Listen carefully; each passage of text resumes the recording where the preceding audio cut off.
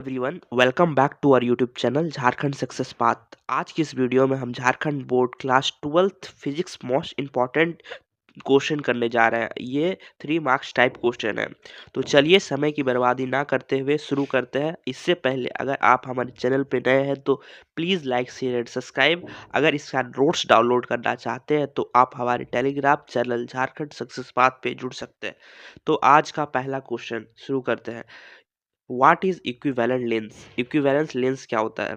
Equivalent lens is a single lens that produce the same image has a system of 2 or more lens। Equivalent lens दो या तीन lens को जब मिला देते हैं तो वो हमारा एक ही इमेज बनाता है, और दो दो या तीन लेंस को मिला के वो इमेज सेम इमेज फॉर्म करता है विद द सेम इमेज, और पोजीशन भी सेम होता है और मैग्निफिकेशन भी सेम होता है। तो आप लोगों को लिखना है N equivalent lens is a single lens that produce the same image has a system of 2 or more lens with the same image position and magnification। Second question, what is binding energy? Right it's important properties. Binding energy क्या होता है? Binding energy is the minimum energy.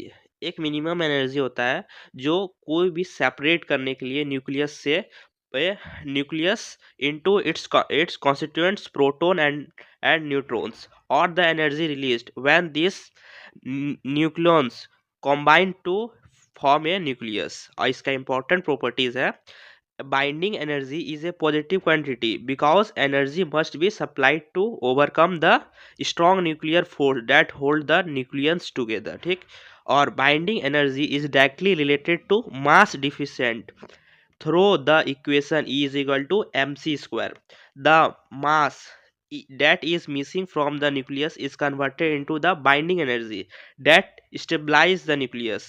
और जो stabilise indicator क्या क्या होता है? Strong nuclear force होता है, और the existing of binding energy is a testament to the strong nuclear force that bind protons and neutron with the nucleus. ठीक है।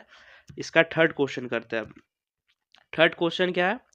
थर्ड क्वेश्चन है what is electromagnetic wave? Electromagnetic wave क्या होता है और इसका प्रॉपर्टीज क्या होता है? इंपॉर्टेंट प्रॉपर्टीज पूछा गया है। तो पहले हम लोग को लिखना है ईएम। ईएम मतलब electromagnetic wave are are created by vibration. क्या से होता है? वाइब्रेशन से होता है। और interaction of electric and magnetic field, इसमें इसका जो इलेक्ट्रोमैग्नेटिक वेव है वो क्रिएट कैसे किया जाता है? वाइब्रेशन और इंट्रैक्शन। किसका किसका इंट्रैक्शन होना चाहिए? इलेक्ट्रिक एंड मैग्नेटिक फील्ड का। A changing a changing electric field generate a changing magnetic field. अगर इलेक्ट्रिक फील्ड चेंज करेगा, जनरेट जो हुआ है, और वो चेंज किसको कर देगा? मैग्नेटिक फील्ड को। उसी तरह अगर मैग्नेटिक फील्ड चेंज होगा तो इलेक्ट्रिक फील्ड को भी चेंज करेगा।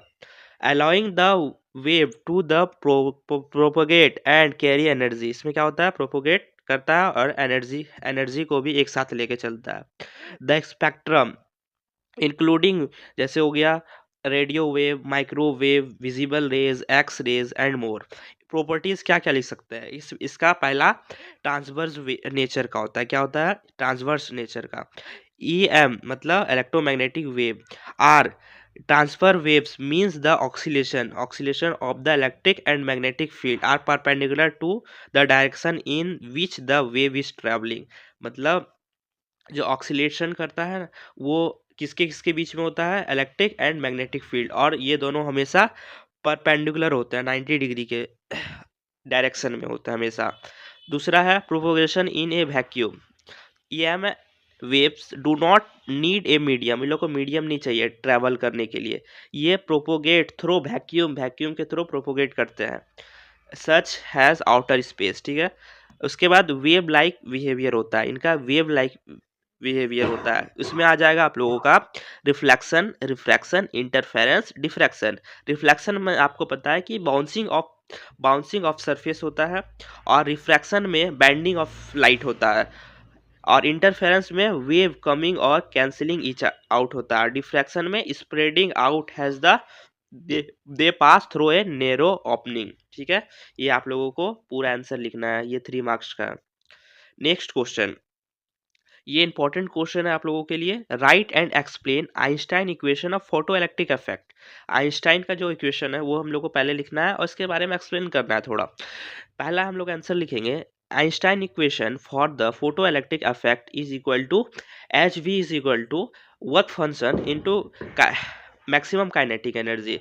एच वी को क्या लिख सकते हैं, ये एच वी हमारा एनर्जी होता है, ई होता है, एनर्जी होता है। तो हम लोग इसके इक्वेशन को एक्सप्लेन करेंगे कि इसमें एच वी क्या है, वर्क फंक्शन क्या है, और के मैक्स क्या है, मतलब काइनेटिक मैक्सिमम एनर्जी क्या होता है। तो हम लोग एच बी करेंगे, तो एच बी क्या होता है, प्रोटोन का एनर्जी होता है। जैसे मैं लिखा हूँ यहाँ पे ई मतलब होता है एनर्जी। इसको लिखेंगे, अगर इसको एक्सप्लेन करना रहेगा तो हम लोग को लिखेंगे it this is the energy of the incident photon with H with Planck constant. A fundamental constant होता है प्लैंक कांस्टेंट। एंड वी क्या होता है, फ्रीक्वेंसी ऑफ लाइट होता है, E is equal to H V. H क्या हो जाता है हम लोग का, प्लैंक्स कांस्टेंट, और भी क्या है, फ्रीक्वेंसी है, ठीक है। उसके बाद वर्क फंक्शन क्या होता है, वर्क फंक्शन को हम लोग साइज से डिनोट करते हैं, ये याद रखना, साइज से डिनोट करते हैं। ये क्या होता है, this is the max minimum energy need to release electron electron from the surface. एक सरफेस, मेटल का जो सरफेस से जितना इलेक्ट्रॉन को निकालने में जो एनर्जी लगता है उसको मिनिमम एनर्जी जो रिक्वायर्ड होता है उसको हम लोग वर्क फंक्शन कहते हैं। It is a characteristics property of the Pacific, ये करेक्टरिस्टिक प्रॉपर्टी होता है कोई भी पेसिफिक मटेरियल का। और के ई मैक्स मतलब मैक्सिमम काइनेटिक एनर्जी, ये होता है कि this is the maximum kinetic energy posed by the photo electrons emitted after they ejected from the metal. जब कोई भी मेटल से हम लोग इजेक्ट कर लेते हैं है इलेक्ट्रॉन्स को, तो उसके बाद जो मैक्सिमम जो एनर्जी रिक्वायर्ड मैक्सिमम एनर्जी होता है वो हमारा काइनेटिक मैक्सिमम काइनेटिक एनर्जी होता है। ये आपको पूरा लिखना है, 3 marks. Next question, define magnetic permeability and magnetic susceptibility. Magnetic permeability क्या होता है, इसका डेफिनेशन लिखना है दोनों का, बस ज़्यादा नहीं लिखना है इसमें। Magnetic permeability is the ratio, किसका किसका रेशियो होता है, magnetic induction with the material to the applied magnetic field strength H होता है। और magnetic susceptibility is the degree to which a material become magnetized when place in. इसमें है कि ये कितना डिग्री पे हम लोग मैग्नेट को रखे, मटेरियल को रखे कि वो मैग्नेटाइज हो जाए, और वहाँ पे हम लोग एक मैग्नेटिक फील्ड देंगे उस पे, तो कितना में मैग्नेटाइज हो जाता है, मतलब कोई भी मेटल मैग्नेटाइज हो जाता है, तो मैग्नेटिक सस्पेबिलिटी। नेक्स्ट क्वेश्चन देखते हैं, स्टेट किर्चॉफ्स लॉ। ये किर्चॉफ्स लॉ भी बहुत इंपॉर्टेंट है और इसका बोला है एक्सप्लेन ब्रीफली। पहला लिखना है कि किर्चॉफ्स लॉ कितना टाइप का होता है। पहला किर्चॉफ्स होता है किर्चॉफ्स जंक्शन लॉ, और दूसरा होता है हमारा किर्चॉफ्स वोल्टेज लॉ।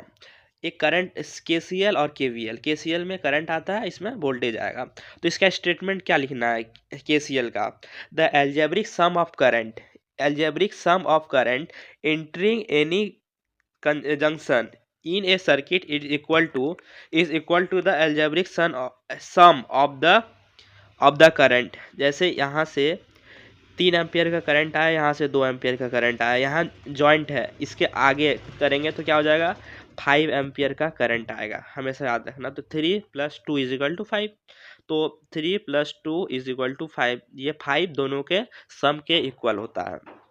उसके बाद किर्चॉफ्स लूप रूल क्या होता है, इसका स्टेटमेंट होता है the algebraic sum of all potential difference around any close loop in A circuit is zero.